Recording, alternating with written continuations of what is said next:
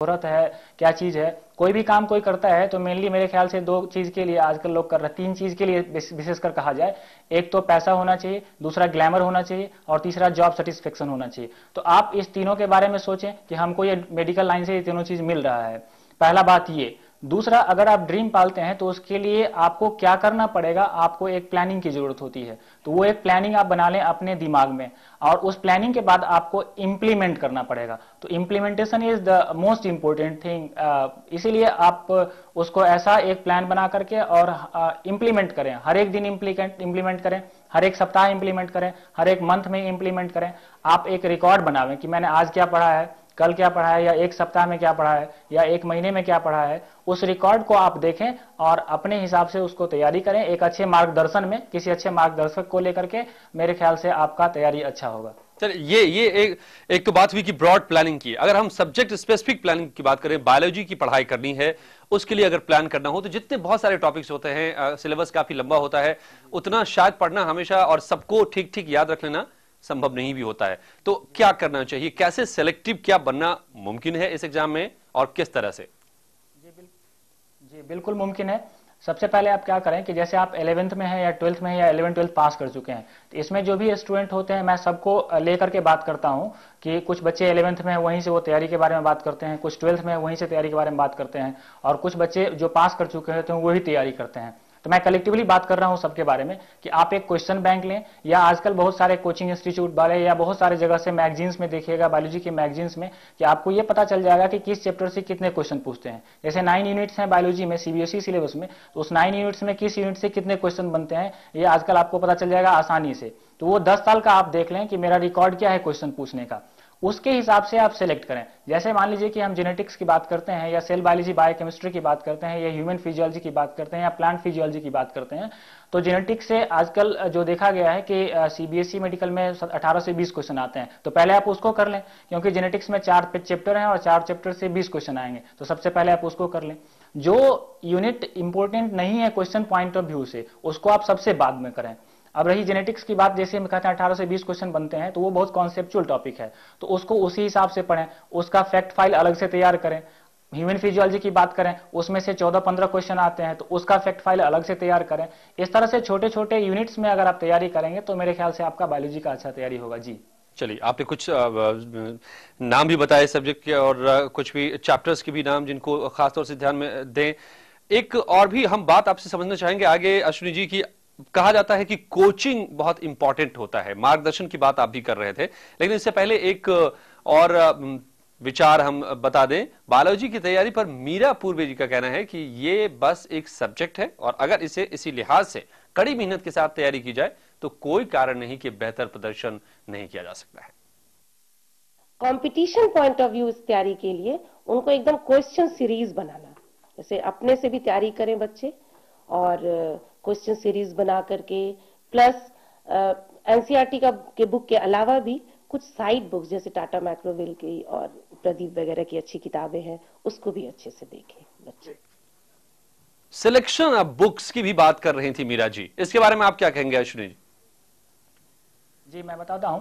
तो उसको उस हिसाब से वेटेज देके पढ़ें आप। जैसे आप सीबीएसई मेडिकल की बात करेंगे तो 50 फिजिक्स से आते हैं, 50 केमिस्ट्री से आते हैं, और 100 बायोलॉजी से आते हैं। तो आपको वेटेज उस हिसाब से देना पड़ेगा। अगर आप पर डे 10 घंटे की पढ़ाई करते हैं तो 50% कवरेज बायोलॉजी से है, तो आपको 50% टाइम बायोलॉजी में देना पड़ेगा, और यहाँ पर रिविजन की ज्यादा जरूरत होती है। जहां तक सिलेक्शन ऑफ बुक्स की बात होती है तो एक स्तरीय किताब की चुनाव करें। स्तरीय किताब किसी एक किताब की चुनाव कर लें। आप उस किताब को बार बार पढ़ें, एक ही किताब को, और एक ही राइटर की किताब को पढ़ें। ये नहीं कि हम 10 राइटर की किताब जमा कर लिए हैं और पढ़ पा रहे हैं किसी एक को नहीं। उसमें सबसे अहम बात होती है कि हमने सिलेबस को फिनिश किया है कि नहीं, और कितनी बार फिनिश किया है, कितना बार उसको दोहराया है मैंने, तो उतना कंटेंट आपके दिमाग में होगा। उस स्तरीय किताब की बात करें, अगर हम राइटर की बात करें तो उसमें बहुत सारे किताब आते हैं, जैसे एबीसीज ऑफ बायोलॉजी आते हैं, ट्रूमेंस बायोलॉजी आते हैं, कंप्रिहेंसिव बायोलॉजी आते हैं, जीआरबी पब्लिकेशन का बायोलॉजी आता है, एमपी कौशिक का, रमेश गुप्ता का। उसमें आप खुद देखें, या अगर आप कहीं किसी कोचिंग में पढ़ रहे होते हैं तो उस कोचिंग के में जो रेफरेंस बुक दिया जाता है उस बुक को पढ़ें आप। अगर हमसे आप पूछेंगे कि कौन सी किताब का अध्ययन करें, तो मैं आपको बताऊंगा कि एनसीईआरटी सबसे अच्छी बुक है, और एक रेफरेंस बुक आप एलिमेंट्री बायोलॉजी पढ़ें। इस दोनों का कॉम्बिनेशन आपके लिए बहुत अच्छा होगा। और ऑब्जेक्टिव के लिए कोई ऑब्जेक्टिव गाइड आप ले लें, ऑब्जेक्टिव गाइड को देखते रहें, और इस दोनों बुक को थियोरिटिकल कॉन्सेप्ट से पढ़ें, बेसिक्स बुक्स मान के पढ़ें, और जितना बार उसको हो, आप साल भर में जितनी बार पढ़ सकें उसको, उतना बार आप पढ़ें, शॉर्ट नोट बना करके। आपकी तैयारी बायोलॉजी में बहुत अच्छी होगी। और जब तक बायोलॉजी में अच्छी तैयारी नहीं होगी, मेडिकल में सीट पाना हमको नहीं लगता है कि आसान बात है। इसीलिए बायोलॉजी को उस हिसाब से आप पढ़ें, उतना स्ट्रेटजी बना के पढ़ें, उतना टाइम दे करके पढ़ें, उतना टाइम को मैनेज करके पढ़ें बायोलॉजी के लिए। जी है सहरसा से एक हमारे दर्शक, पूछिए रितेश अपना सवाल। मैं रितेश सहरसा से बोल रहा हूँ। जी। अच्छा सर, ये बताएं कि ये मेडिकल की तैयारी में सही संस्थान की चुनाव कैसे करें, क्योंकि हमेशा हम लोग उसमें भटक जाते हैं कि सही संस्थान के रूप में कौन सा हमें सिलेक्शन उसमें सही ढंग से करनी चाहिए, कौन सी नहीं करनी चाहिए, इस बारे में बताएं। आप कोचिंग इंस्टीट्यूट की बात कर रहे हैं? जी जी। अश्विनी जी। सबसे पहले आप देखें कि मेडिकल की तैयारी किन किन शहरों में कौन कौन सी कोचिंग है। आजकल वो ऐड आप देख लेंगे मैगजीन में या टीवी स्क्रीन पे देख सकते हैं आसानी से। तो उन शहर का चुनाव करें according to your family background, उसकी बहुत इंपॉर्टेंस होती है। जैसे आपके गार्जियंस हैं या पेरेंट्स हैं, पैसे बहुत ज्यादा बियर नहीं कर सकते हैं, और आप यहाँ से दिल्ली चले जाते हैं, तो वो भी एक डिफिकल्टी होती है। तो ये कोई जरूरी नहीं कि दिल्ली जाके ही लोग तैयारी करते हैं। अपने बैकग्राउंड को ध्यान में रखते हुए उस शहर का चुनाव करें। उस शहर में जाने के बाद बहुत सारे कोचिंग मिलेंगे, उसमें से आप जिस कोचिंग में भी जाएं, जैसे 2-3 कोचिंग किसी शहर के बहुत अच्छे हैं, तो उस कोचिंग में जाएं, और वहां जो बच्चे पढ़ रहे होते हैं उस बच्चों से आप पूछें कि मैं यहां पढ़ूं या ना पढ़ूं, वो आपको बेस्ट बता सकते हैं। हमसे अगर किसी कोचिंग का नाम आप पूछेंगे तो मैं नहीं बता सकता हूं, क्योंकि कुछ ये हम लोगों का रिस्ट्रिक्शन होता है कि कोचिंग का नाम नहीं ले सकते हैं। तो सबसे अच्छा ये होगा कि आप उस इंस्टीट्यूट में जाएं, उस बच्चे से पूछें कि मुझे यहाँ पढ़नी चाहिए या नहीं पढ़नी चाहिए। वो बच्चों का जो एक्सपीरियंस होगा उसको आप फॉलो कर लें, वो आपके लिए बहुत अच्छी होगी। किसी भी बीच के आदमी के साथ मत पढ़ें, क्योंकि वो आपको अच्छी जगह एडमिशन नहीं दिला सकते हैं। आप बच्चों से ज्यादातर पूछ करके, कोचिंग के बच्चों से पूछ करके वहां एडमिशन लें। अगर कहें कि अच्छी कोचिंग है तो लें, नहीं तो नहीं लें आप। जी, मतलब तैयारी के तरीके के बारे में क्या जानना एक क्लू हो सकता है किसी इंस्टीट्यूट के बारे में डिसाइड करना कि किस तरीके से तैयारी कहां पर कराई जा रही है? जी, ये आप समझ सकते हैं। जैसे कुछ बच्चे तैयारी करके आए हुए हैं कहीं से, आपको वो आसानी से मिल जाएंगे बच्चे कि कोई किसी भी इंस्टीट्यूट से आए हैं, तो उससे आप पूछें कि कहां पर कैसी तैयारी होती है। आप वो बताएंगे आपको कि किस इंस्टीट्यूट में किस तरह की तैयारी होती है, उस हिसाब से आप डिसाइड करते हैं उस इंस्टीट्यूट के बारे में। ये क्या जरूरी है कि एमबीबीएस एग्जाम को क्लियर करने के लिए, एंट्रेंस एग्जाम को कोचिंग करना अनिवार्य है? बिना कोचिंग के सेल्फ स्टडी से नहीं कर सकते हैं, या अपने कॉलेज के टीचर से मदद लेकर के और बिना कोचिंग के क्या यह मुमकिन नहीं है? आप क्या कहेंगे इसके बारे में? देखिए सेल्फ स्टडी सबसे ज्यादा इंपॉर्टेंट होता है। बिना सेल्फ स्टडी का कुछ नहीं हो सकता है। लेकिन कुछ कोचिंग से अच्छा मैं ये कहूंगा कि अगर आपका बेस अच्छा है, आपने 11th-12th अच्छा से पढ़ा है, तो आप एक प्रैक्टिस सेट ज्वाइन करें, जहां पर प्रैक्टिस कराई जाती हो क्वेश्चंस की। वो आपके लिए ज्यादा फायदेमंद होता है।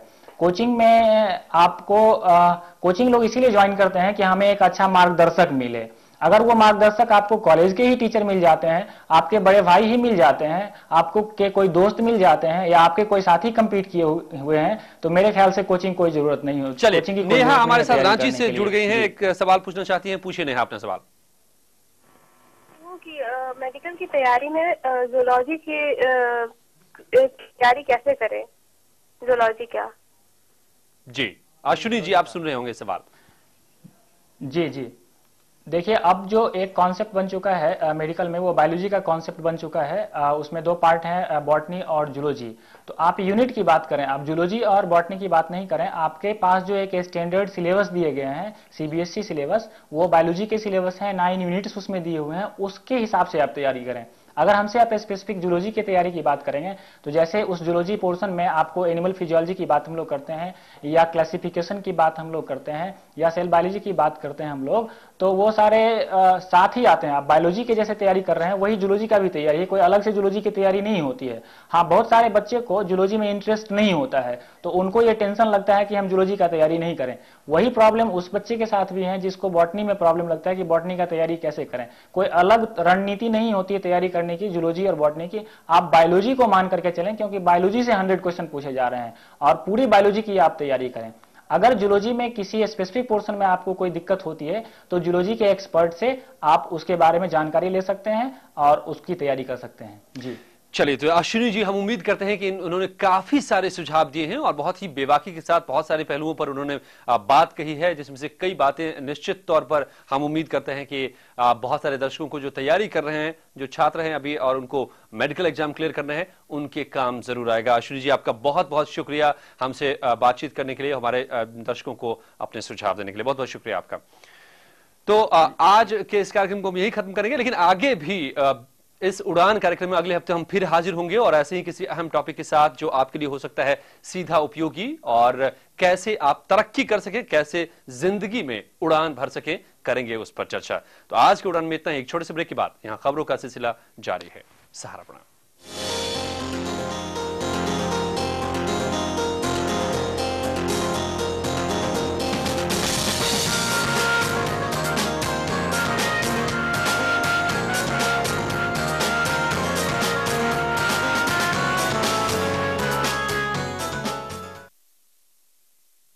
वीडियोकॉन ऑफर, हाँ ये निश्चित उपहार, DVD, MP4 और